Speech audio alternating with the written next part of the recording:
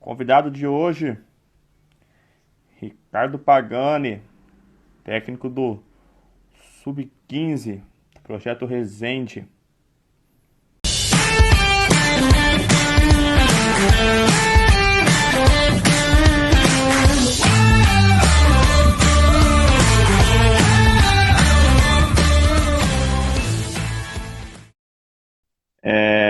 Desde de tudo, ô Ricardo, queria em nome do MW Futebol te agradecer por aceitar o nosso convite, por aceitar bater um papo conosco aqui. Tenho certeza que vai ser uma excelente live, de muita aprendizagem e ótimo conteúdo, viu?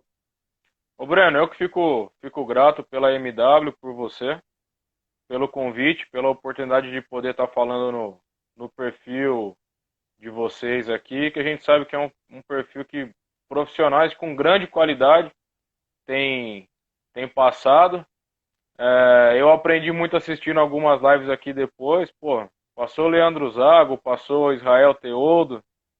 Com o professor Israel Teodo não dá nem pra bater, né, ô Breno, porque Pô, além de uma pessoa muito boa, é um profissional muito respeitado e querido no mercado. Eu sou um aprendiz dele ali também, né? Entre outros que passaram aqui, mas o que eu puder falar da minha carreira, da minha formação, do conteúdo que for inerente ao nosso bate-papo aqui, eu vou estar prestando esse bate-papo entre nós aqui para criar um bom debate sobre futebol. só tenho a agradecer. O Israel, eu falo que ele é nosso mentor de todos, assim, né? Então, só tivemos a aprender com ele. E a gente dando início, hoje o nosso assunto vai ser o treinador de futebol.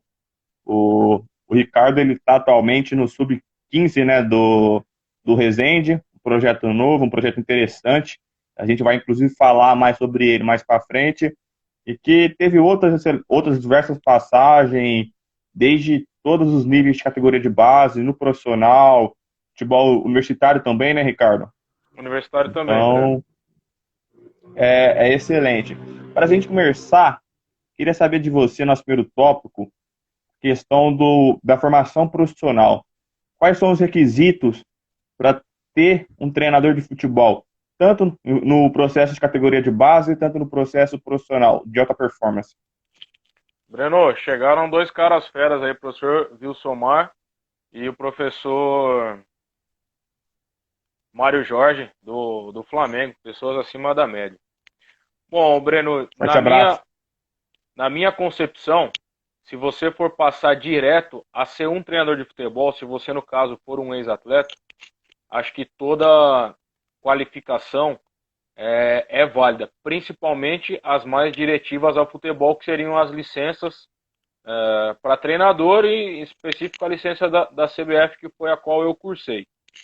Como eu não sou um atleta, ex-atleta profissional, e eu fiz direto uma faculdade em 2007 de educação física, consecutivamente fiz alguns cursos relacionados à área, nunca parei, né? Porque a gente sabe que a faculdade de educação física, por mais que te dá um aporte acadêmico, não te dá um direcionamento total em relação ao futebol.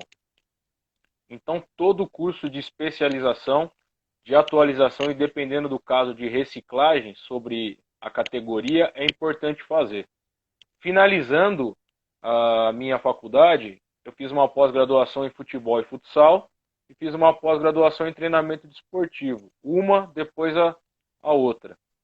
Cursos da Universidade do Futebol, Ciência do Futebol, diversos cursos que surgiam, eu sempre fiz também, da CITREPEFESP, sempre procurei manter esse network também no futebol.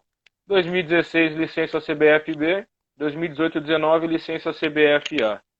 Não só de parte acadêmica se faz o profissional treinador, o que ele puder agregar a estágios, a vivências, a bate-papos, independente com quem for, acaba criando esse lado formativo do treinador em si. Mas basicamente seria isso. Perfeito. Eu tava até, teve uma live com o professor Gabriel Bussing, forte abraço também, que está no Havaí. E ele falou que, para início, você precisa ter alguns requisitos. Primeiro é ter dinheiro, porque a gente sabe que é um processo caro, faculdade, os cursos, licenças, tanto curso online, tanto curso presencial, a gente sabe que é um valor alto. Para início, fazer muito estágio, pode ser que a maioria não seja remunerado, mas é o estágio para você adquirir experiência, adquirir o que a gente chama de network, né, que é ter contatos. Então, é necessário ter muito tempo também, porque a gente sabe que quem está dentro do futebol, quesito de tempo tem que ser sempre, porque a gente não vive só os 90 minutos do jogo ou só 2 horas de treino. É o dia Exato. inteiro, o tempo inteiro tentando evoluir, melhorar. Queria que você falasse para a gente como que foi essa trajetória? Você falou mais da parte acadêmica, agora na parte prática. Alguns trabalhos que realizou, o que absorveu de experiência com isso, o que tu tem a passar para a gente como experiência, Ricardo? Breno, em 2006 eu iniciei como um estagiário numa escola de futebol do São Caetano, aqui na cidade de Ibiúna, que é a qual eu moro, né? Eu sou de São Paulo, capital, mas moro na cidade de Ibiúna. Depois eu passei, quando eu comecei a fazer faculdade em Sorocaba, eu fui para a escola do São Paulo e lá eu perdurei em média quatro anos e pouco nesse processo. Entre 2007 e 2010, eu tive a oportunidade de fazer 2 estágios em clubes profissionais, um que foi no Avaí, em 2009, e um no Grêmio, que foi em 2010. Em 2009 foi através do Thiago Cascais, que era o antigo preparador físico da categoria, que eu conheci ele num curso.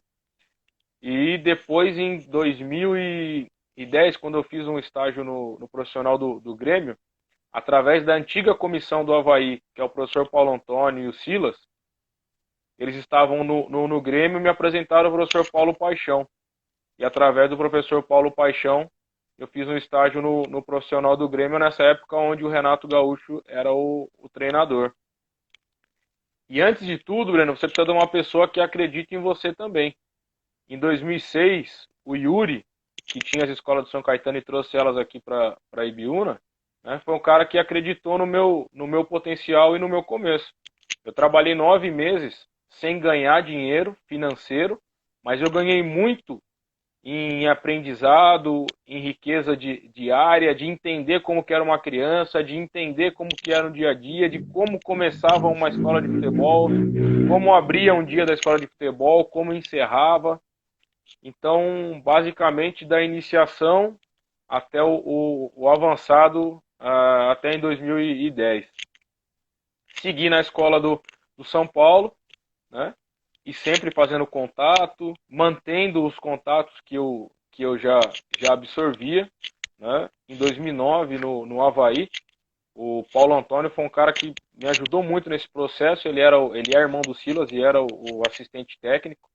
Conversava muito comigo sobre ser treinador, me mostrava muitos treinos, me mostrava muito processo de programação e eu tive uma liberdade muito grande ali no Avaí na época, né, que tinha um time muito bom, inclusive tinha recém subido para a Série A.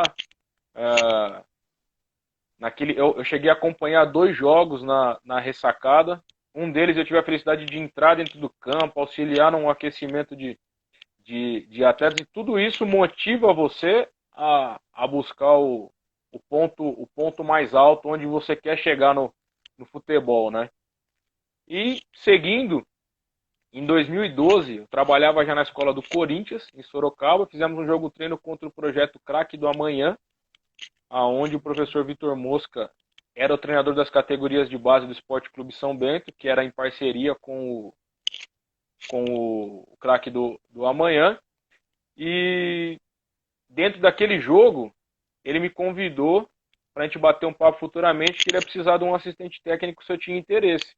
E um dos motivos foi pela minha postura, que nós assim, o jogo estava acontecendo, cada um teve a sua postura ali, só que eu não fiquei gritando, não fiquei querendo me aparecer, só pus o time para jogar e ele gostou disso, porque em alguns casos, quando você leva um time de escola de futebol jogar contra uma categoria de base, você quer atropelar, você quer mostrar, e eu fui natural como eu conduzia qualquer trabalho, e nós criamos ali um bate-papo bacana. E através disso foi o professor Vitor Mosca que me deu essa oportunidade de ingressar no esporte, assim, no futebol, a nível do alto rendimento, como assistente técnico na categoria de base. Daí em diante, no ano de 2013, eu assumi a categoria sub-15, sub-17, o professor Vitor assumiu 20, ficou no profissional do Esporte Clube São Bento um tempo, né? E nós permanecemos no projeto Craque do Amanhã até 2016. Né?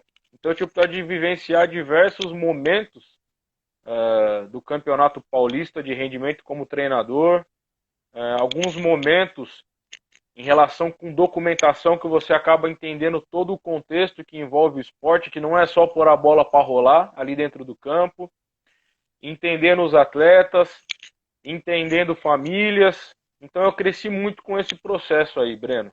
Até que em 2016 eu fui para o Desportivo Brasil, já atuava com o esporte universitário, com categoria feminina de futsal, muito competitivo, pessoal da PUC Sorocaba. Cresci muito trabalhando com mulheres também, querendo render dentro do esporte. É diferente você trabalhar com mulheres e você trabalhar com homens. Acho que é um aspecto diferente até a se falar, o jeito de você se portar dentro de um treinamento. Trabalhei no Sub-20 do Desportivo Brasil como assistente técnico do seu Adailton Ladeira. Fui para a China, morei 1 ano e meio na China. Vim para cá, trabalhei na Next Academy como coordenador, Clube Atlético Ipiranga como coordenador e professor, treinador do Sub-15 do Santo André. Depois fui para Tocantins, onde eu treinei o 20, o profissional, e hoje eu estou no Resende. Paralelo a isso, Breno, eu trabalhei em 5 Copas São Paulo, 4 como assistente técnico geral e uma como treinador principal. Fiz uma Taça BH também, como um analista de jogo do social, que na época era comandado pelo André, né, o André Luiz, ex-zagueiro do Palmeiras, eu acho que você vai lembrar quem é. E, enfim, basicamente, de uma forma rápida, essa foi a minha trajetória até então. Pô, excelente. Ricardo, a gente percebe que o treinador ele roda muito, então ele não tem uma profissão estável, né? Então é o tempo inteiro você conhecendo lugares, culturas diferentes. Você falou que teve a oportunidade de ir para a China, aí foi para Tocantins, agora já está no Rio de Janeiro, esteve em São Paulo, então são muitas culturas diferentes.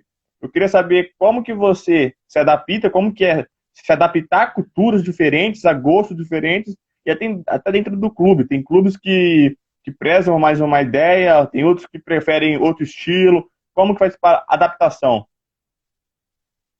Ô Breno, acho que todos os estágios que eu passei, principalmente no futebol profissional e tudo que eu vivi em futebol de base, acaba ajudando. Porque você lida com todo tipo de pessoa no bom sentido, entendeu? Da palavra, né? Eu vejo que o ponto principal é você entender outras pessoas, ter uma boa gestão diária e, resumindo o que eu estava conversando com um amigo meu, com o João, é você saber ser um líder servidor e conseguir criar esse elo em outras pessoas também, que aí você passa a entender melhor aquele ambiente e consegue de alguma forma delegar e aquilo retornar para você, independente de onde você está. Mas, basicamente, existe preconceito com, com algumas pessoas de alguns estados. Paulista não gosta do carioca, o carioca não gosta desse, o sulista não gosta do paulista e não gosta do outro. Enfim, é você não criar esse tipo de preconceito, você olhar para quem trabalha com você como uma parte do seu processo de sucesso e dele também.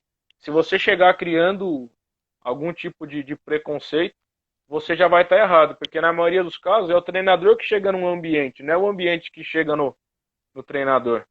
Então acho que você tem que saber se portar ali dentro, né?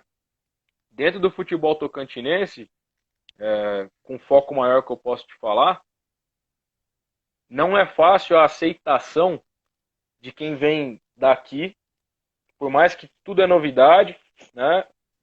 Quem vem aqui do centro aqui, centro-sul, centro-oeste de São Paulo pro norte, cria-se sempre aquele, fala, pô, esse cara vai querer mudar tudo aqui. Eu escutava muito isso aqui, não sei porque trouxeram um treinador de fora, se aqui tem um monte de gente que pode resolver o problema igual, né? Só que não é que não tem pessoas que não possam servir o processo, mas você traz uma ideia e um trabalho, talvez de uma maneira diferente, que da maneira com que você pode entregar, ali não tem. Mas você tem que saber se portar.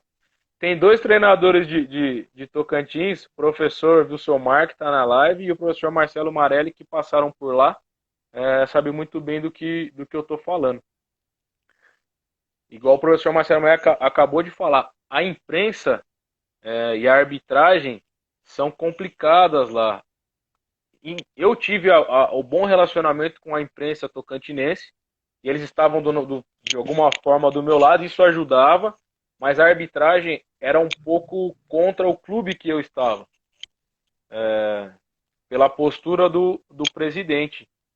Então acaba sendo complicado. E assim, nós que éramos de fora, até o professor Marcelo pode falar mais, qualquer coisa que você fazia que talvez não era interessante, você já virava um ponto vamos dizer assim, um ponto de faísca onde ia gerar um fogo e onde ia gerar um problema. É saber se portar, saber conduzir o grupo. Eu tenho 32 anos, na época eu tinha 31. Eu tinha atletas mais velhos do que eu, 36, 37 anos, e você tem que mostrar que você não é moleque, mostrar que você tem um bom perfil profissional, que por mais que você não jogou, você tem uma formação e todo o contexto que você viveu, você vai direcionar para a realidade do futebol profissional. O atleta, mais novo ou mais velho, mais inteligente ou menos, ele consegue notar isso em você, né? Então, Breno, eu vejo que para resumir esse assunto, você ter reflexão de todos os lugares que você passou, saber que você tem uma verdade e saber como a sua verdade acaba se encaixando naquele processo que você está para você conseguir gerar o seu ponto de sucesso ali, entendeu? Se você chegar com verdade absoluta, você vai criar uma rota de colisão.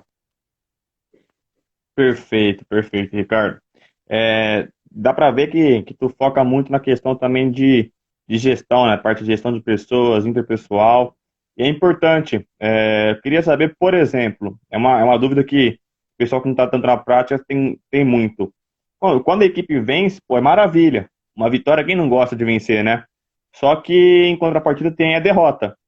Quando você perde, por exemplo, um campeonato importante, um jogo de mata-mata, um jogo que o pessoal sabe que não deveria ter perdido, que a pressão é alta, a pressão tanto de presidente, tanto de imprensa, de torcedor, como que faz para gerir o vestiário? Primeiro, para não deixar o atleta mais desmotivado, segundo, para manter esse foco dele o restante da temporada, de outro campeonato, e até para tu mostrar que tá do lado deles, porque nesse momento eles são muito julgados. Eles, você também, a comissão técnica é muito julgado pela derrota. Como que faz para gerir isso tudo, não deixar abalar e até romper todo um planejamento de longa data?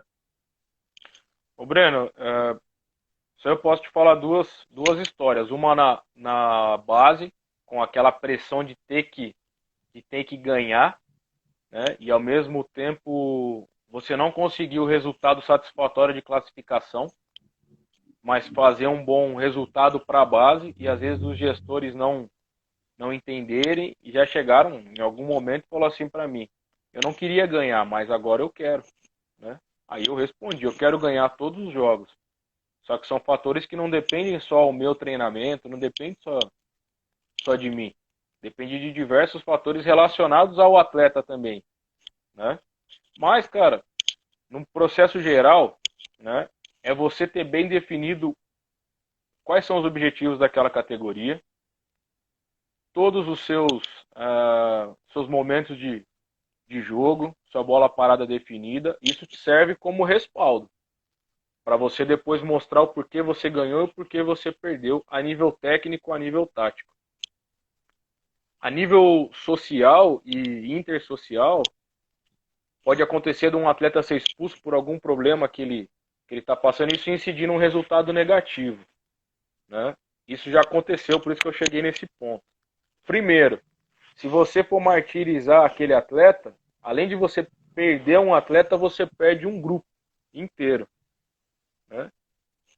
Não é algo simples de resolver, é questão na base de conversa, entender os porquês e tomar os novos objetivos a partir de uma eliminação. Se você apontar culpados, acaba sendo até injusto com aquela determinada pessoa. O futebol é um ambiente coletivo de comissão e 11 contra 11 ali em si. Acho que a melhor coisa é todo mundo absorver aquela situação. E problemas internos,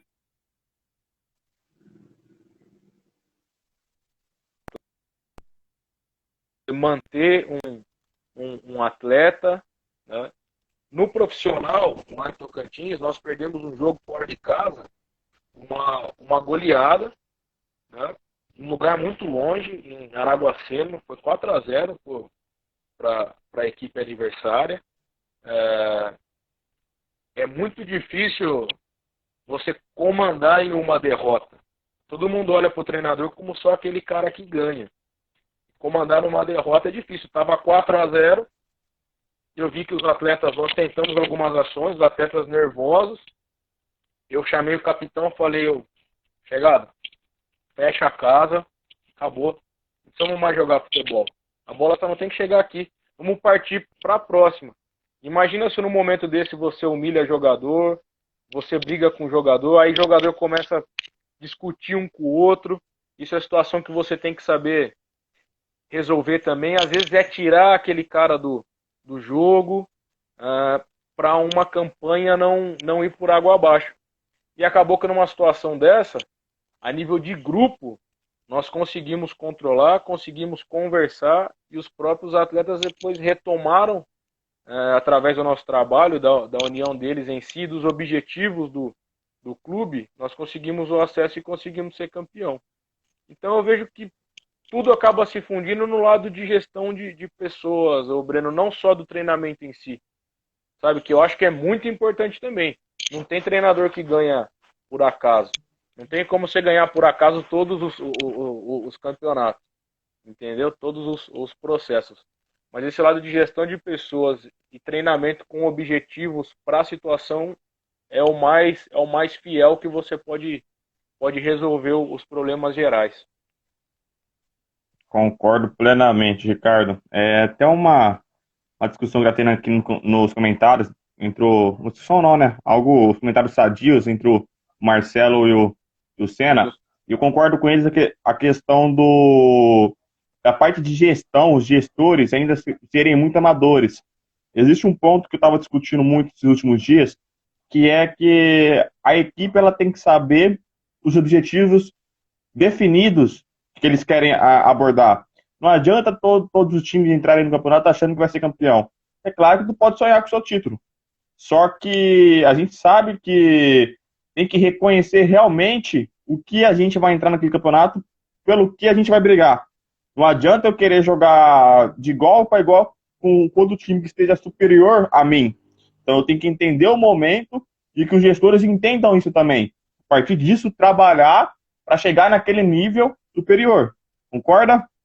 Concordo sim. E Sempre que isso é outra você coisa, tem um Ricardo. objetivo a seguir, é uma diferença. Então, e a gente precisa entender que vencer é importante, só que não adianta querer vencer sempre sabendo que a gente não fez para aquilo. Então, não teve o planejamento adequado, não teve o período de treino adequado e outros diversos fatores. Através disso, a gente sabe que na categoria de base ou em clubes menores, a comissão técnica ela é muito restrita. Fica basicamente um treinador, preparador físico, um treinador de goleiros e um auxiliar. Então você tem que desdobrar de 3 a 4 funções, que seria de outros departamentos. Como que funciona, por exemplo, uma análise mais tática, que é até o nosso foco do MW, que é muita análise tática, análise de desempenho. Como que funciona para você, treinador, para o teu auxiliar, para a tua comissão, ter que desempenhar tanto os papéis técnico, tático, físico, psicológico, com tantas pessoas restritas ali, né, com um número tão pequeno de colaboradores dentro da comissão? Ô Breno, eu posso te dar o exemplo do Capital Futebol Clube onde eu estava. Eu tive a grande sorte de conhecer o professor Fábio Cardoso, que possui a licença C, e integrava a comissão como meu assistente do clube, né? Lá no Capital. Então, nós conhecemos plataformas de análise de desempenho em geral, só que nós não tínhamos valor financeiro para aquilo. O que tinha de valor financeiro era direcionado para outro processo. Então, nós tínhamos a filmagem e eu tenho diversas planilhas sobre análise sobre o que nós queremos. Sentei com o professor Fábio. Fábio, qual que é o nosso objetivo? O que nós pretendemos tirar desses atletas a nível de uma análise de desempenho em si, né? Primeiro, ações qualitativas. Então seria editar o vídeo. São coisas teoricamente simples. Editar os pontos chaves. Organização, ofensiva, defensiva, transição e alguns pontos a observar. Isso daí, Breno, é um computador, você ter o vídeo, ter a paciência de assistir e cortar da maneira com que você achar melhor. E eu vejo o mais objetivo e mais resumido possível. Atleta não gosta de ficar vendo vídeo de 25 minutos, 30 minutos, coisa que para nós é válido, para ele não é. Então, 5, 6, 7 minutos bem direcionados, eu usava o Movie Maker e editava o que eu queria, já era um tipo de análise qualitativa. A análise quantitativa, eu tenho uma plataforma, vamos dizer uma plataforma de scouting, aonde nós caracterizávamos o nome dos passes. Não um passe por si só. Esse deu 3 passes, esse deu 4 passes, esse deu 25 passes. Então nós caracterizávamos os passes, o nome. Da linha do meio, um passe de organização para trás, né? Da linha do meio para frente, um passe de articulação. Vendo o campo numa visão vertical, eram lançamentos. Vendo o campo numa visão horizontal, principalmente do último terço em diante, eram cruzamentos. Lances que deixavam os atletas na cara do gol eram determinados como lances de criatividade. Nós colocávamos uma observação se era um drible ou se era um passe, se era uma sequência de drible, porque a gente fazia isso assistindo o vídeo depois. E quantas finalizações deram. Então, de alguma forma era algo simples, que envolviam todos os atletas, e nós conseguimos ver, lógico, quem desarmava, quem roubava a bola, quem perdia a bola, isso daí também já estava bem determinado. A gente conseguiu criar um ranking entre os atletas, principalmente na categoria sub-20, quem era o cara que mais dava o passe de organização, quem era o cara que mais roubava a primeira bola, quem era o cara que mais roubava a segunda bola, quem era o cara que mais tinha os lances de criatividade.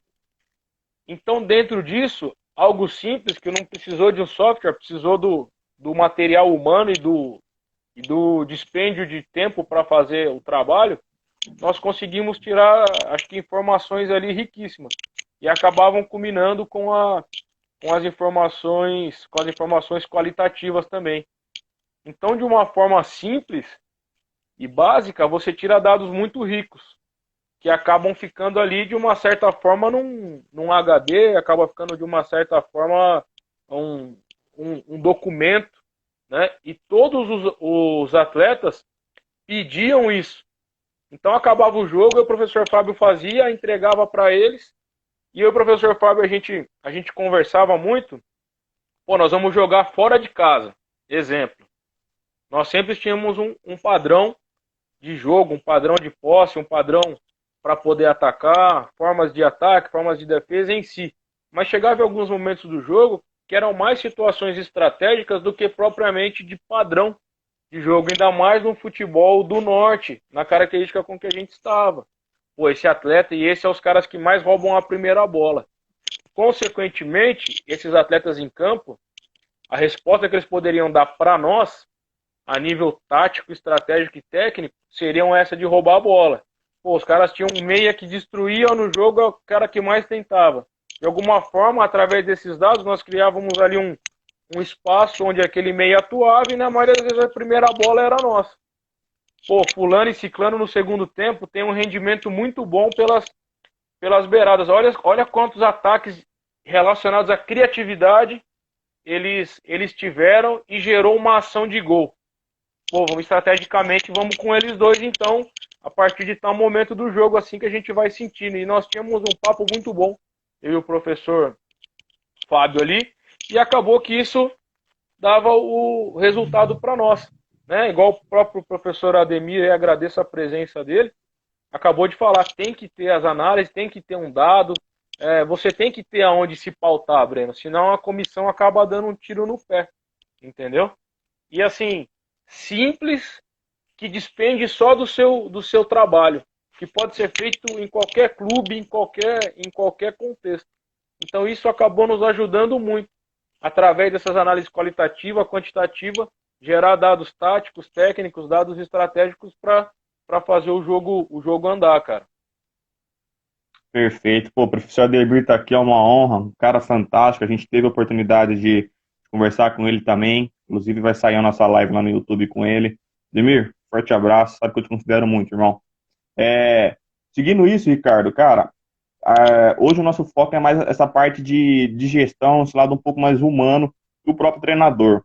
A gente sabe que encara muita dificuldade.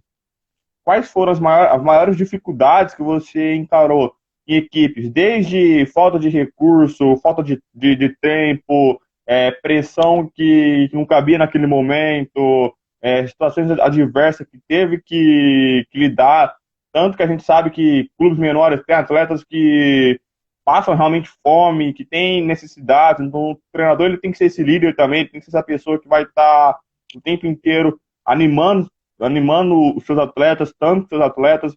Então, como que você lidou com as dificuldades e como que você utilizou tudo isso para ter criatividade para não interferir tanto no teu processo de trabalho? Ô Breno, tanto em clube grande com estrutura, quanto em clube pequeno, existe problema da mesma maneira, entendeu? Vou te dar o exemplo do Desportivo Brasil na categoria Sub-20 2016, onde eu atuava com o professor Adailton Ladeira. Né? Nós tivemos uma reunião com os garotos uma vez, que nós apelidamos o problema de 20. Aí ninguém entendeu o que era. Pô, 20? A gente falou, 20 metros. 20 metros você come, 20 metros você dorme, 20 metros você pega a chuteira, 20 metros você está no campo, 20 metros você está na academia. A estrutura muito boa gerou um problema de acomodação em si, que é algo também você criar novas práticas diárias para tirar dessa acomodação os atletas, que não passavam fome, enfim. Era o grupo que tinha o Mauro Júnior, tinha o Ederson, que hoje você sabe aí que está rodando no futebol. E eu já cheguei a pegar casos também, inclusive em Tocantins, de garotos que às vezes não tinham onde morar, estavam ficando na casa de um amigo, estava comendo na casa de um amigo, ficava na casa de um amigo um determinado período para poder ir para o treino. Né? Eu acho que onde eles mais se apegavam nisso era a nossa seriedade, era a nossa qualidade para poder trabalhar, eu digo nossa no contexto geral da comissão, preparador físico, preparador de goleiro, assistente, e os objetivos que o clube tinha acabavam direcionando esse atleta para se manter no foco principalmente pessoal, para o objetivo dele vencer um sonho. Né? Porém, Breno, não tem receita de bolo, não tem receita, como é que eu vou te dizer? Não tem receita de produto pronto.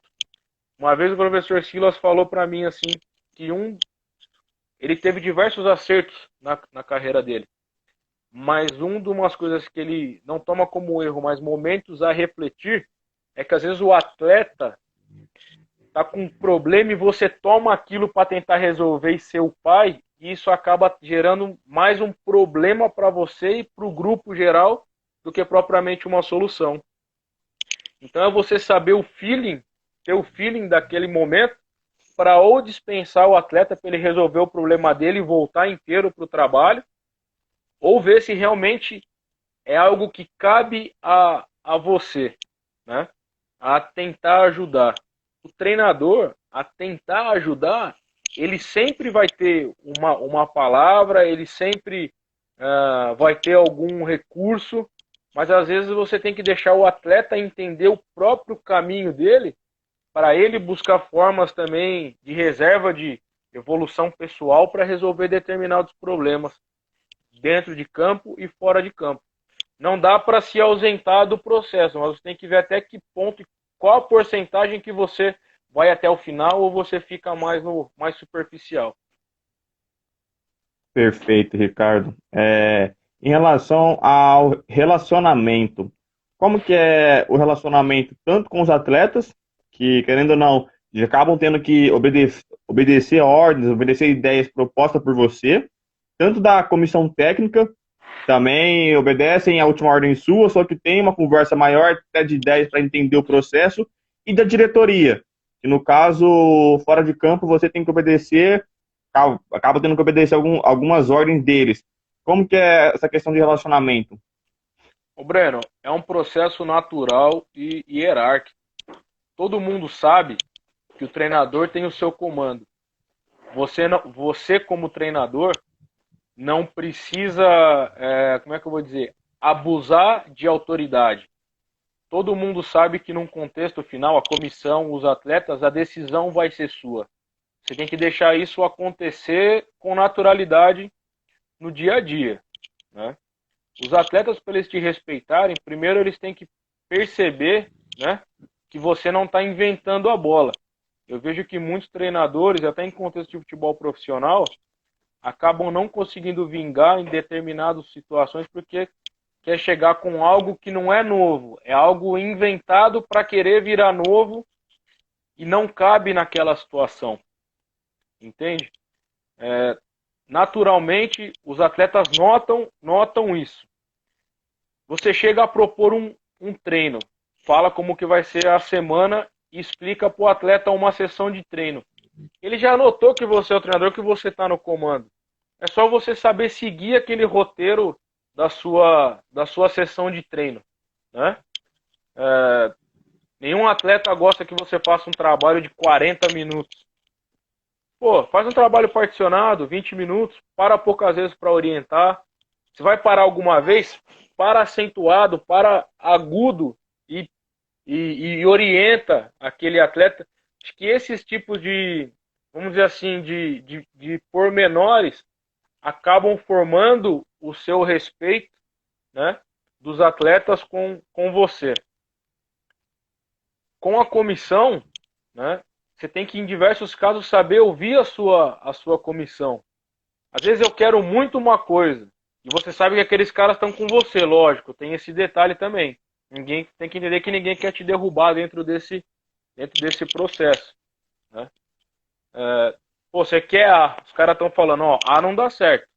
O que dá certo é B. Mas se você quiser fazer o A, nós estamos juntos. Então, cara, você tem que saber abraçar mais esse lado da sua comissão e, através de um comando geral, você direcionar uma decisão do grupo todo. Entendeu? Para você não comprar uma situação sozinho, não assumir algo sozinho. Por mais que o treinador tenha essa capacidade, que o treinador tenha essa virtude. Relacionado com gestão, com o presidente, né, principalmente, ele é o presidente do clube, ele é o dono do clube, ele vai assinar um papel, ele que vai fechar no processo geral. Você deixando claro que ele tem a opinião dele, que vai ser levada em consideração, mas a decisão final é sua e da comissão, acaba sendo uma troca de experiências boas. Em algum momento, se o presidente falar, você tem que fazer isso, isso e isso, infelizmente, Breno, por mais que pode ser algo que possa te salvar no momento, futuramente você já perdeu o seu comando, se você acabar acatando a isso. ele concordar com algo que você fez, ou ele der uma sugestão e acabar combinando com o que você quer, acaba sendo uma somatória de objetivos de uma maneira plural e que coincidiu. Mas ele tem que saber que ele é o gestor, que ele não é o comandante do processo final ali do campo. A gente vê alguns clubes que já entendem isso, mas você vê alguns clubes que ainda o presidente, o diretor, o supervisor quer mandar geral, aí não tem necessidade de ter o treinador que é específico para aquela função, entende, Breno? Concordo plenamente contigo, Ricardo. Cara, atualmente, como tu tá agora no Resende, a gente vai entrar em mais um tópico nosso, que é o projeto do Resende. Queria saber um pouquinho mais como que é o projeto, como que você se encaixa no projeto e quais são as atividades que você desenvolve pensando no Sub-15 e pensando no todo, né? Pensando no projeto inteiro. Ô, Breno, primeiro, quem é o gestor do projeto Resende Lyon é a Pelé Academia, né? O contexto central do projeto para o atleta em si, né, vamos dizer assim, é jogar o futebol e ser uma boa pessoa, né? Essa questão de ser uma boa pessoa não significa que ele tem que ser o bonzinho, o amigão, não sei o que, não é isso. Mas é saber ter uma relação de boa convivência dentro do clube, ir para a escola, ser um bom atleta alojado que entende os horários e cumpre de alimentação, de todos os horários necessários dentro de um sistema de alojamento, né? E em relação a isso, jogar futebol. O projeto em si, da Pelé Academia, busca de uma certa forma resgatar conceitos do futebol brasileiro aonde o próprio Pelé usava, que é aquela imprevisibilidade, aquele 1-1 bom, aquele ganhar território no campo. Então, os nossos treinos em si são pautados em cima dessas vertentes, né?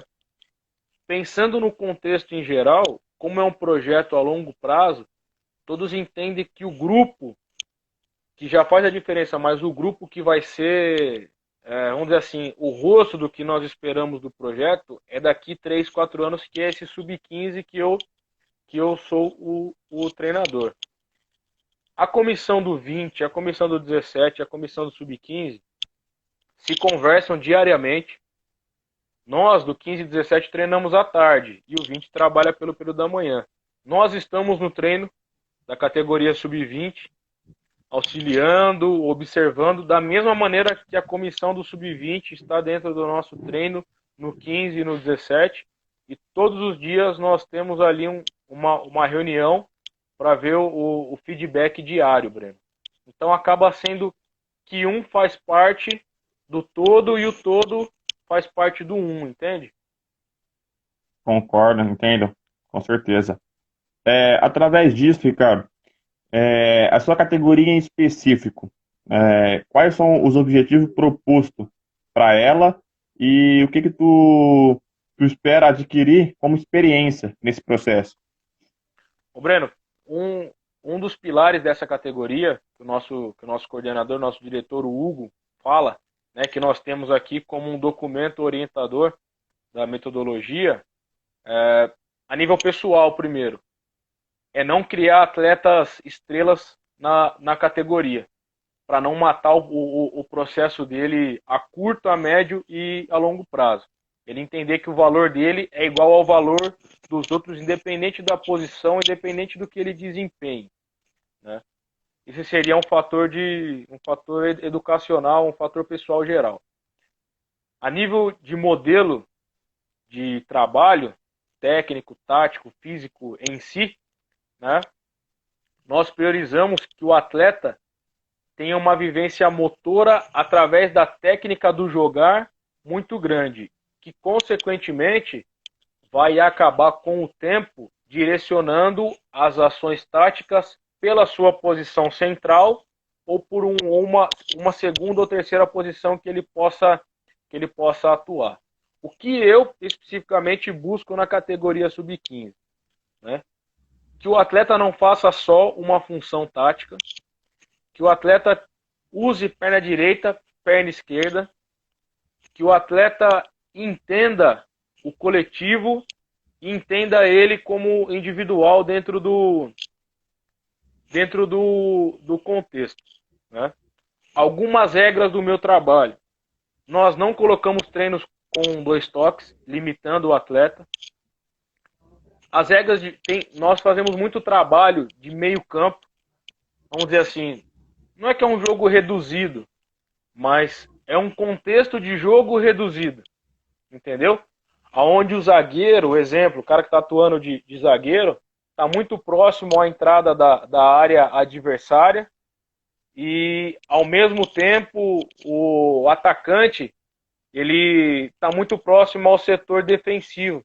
Então você acaba criando ações ofensivas, defensivas das transições ali muito claras, né? Então, exemplo, regras para quem está com a bola. O que eu quero que um atleta meu faça? Eu quero que ele tenha coragem de fazer um gol de fora da área. Então o gol de fora da área vale 2 pontos. Eu quero que o meu atleta esteja atento a um rebote. O gol de rebote vale 2 pontos. Eu quero que um atleta meu faça um lance de criatividade com um gol. Se ele der um drible e criar um lance diferente, fizer um gol, fizer um passe, nós ali notando o jogo, aquilo vai ser pontuado com valor maior do que um gol normal. Um gol de cabeça, um gol de bicicleta vale mais.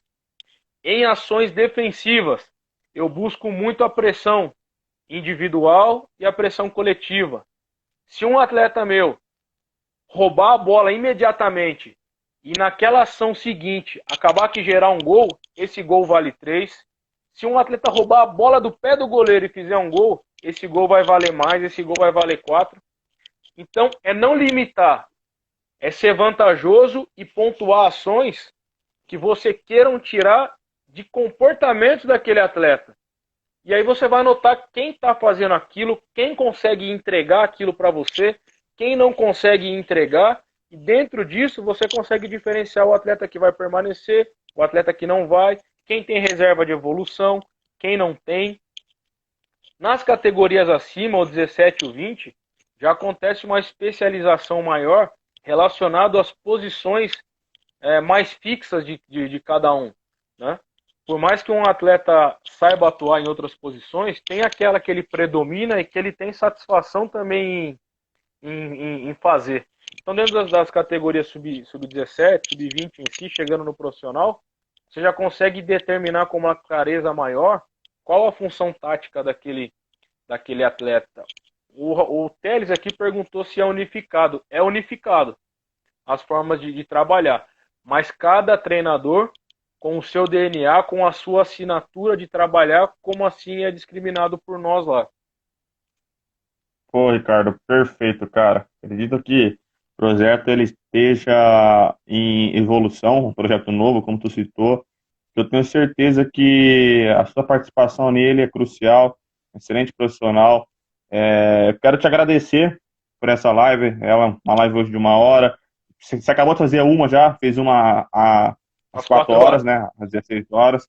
Então, pô, deixar descansar um pouco também. Quero te agradecer, Ricardo, por aceitar o nosso convite mais uma vez, por estar aqui conosco, passar um pouco de experiência, falar um pouquinho sobre o projeto novo, mostrar para a gente essa questão de gestão que é fundamental, a questão do lado humano, de priorizar o atleta, priorizar a parte humana dele. Acredito que são contextos fundamentais dentro de uma partida, são variáveis que a gente tem que buscar progredir sempre com elas, são fundamentais para o nosso objetivo final dentro do jogo, que é a vitória, que é vencer, ganhar um título, ganhar uma competição. Então, muito obrigado, todo sucesso do mundo. O MW Futebol está aberto para você. Um forte abraço, valeu, viu? O Breno, fico grato, agradeço aos profissionais que passaram aqui, que como a gente vai falando, não consegue falar de todos. Matheus, preparador de Com goleiro, certeza. Wilson, professor Marcelo Marelli, Thiago Lacerda, o professor Ademir, entre outros que passaram e a gente não pôde falar. Para mim, igual eu te falei, é uma satisfação poder participar do canal aqui, né? Do perfil do MW e poder bater esse papo aí contigo. E fico à disposição também. O Haroldo, meu amigo, tá em todas as lives isso aí. Craque. Julião também tá com nós aí, auxiliar Professor do Juliano. Capivariano.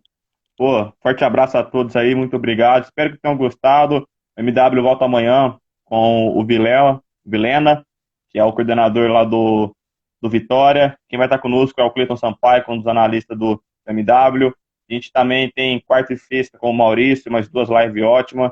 E domingo, tudo indica que o professor Sérgio Soares esteja conosco aqui também. Então, só profissional de Ô, alta Breno. competência, alto Ô, nível. Breno, aí Fala! fica difícil pra mim, pô. Você só traz time grande, velho. Foi Pô, legal, e cara. tu? Excelente. E tu é meu camisa 11, irmão. Craque, Tamo joga aí. muito, pô. Valeu, Ricardo. Muito Valeu, Breno. Um obrigado. Todo abraço. sucesso. Valeu, pessoal. Igualmente, Forte Breno. Tamo abraço. junto. Valeu. Se cuidem, fiquem em casa. Até a próxima. Valeu. Valeu.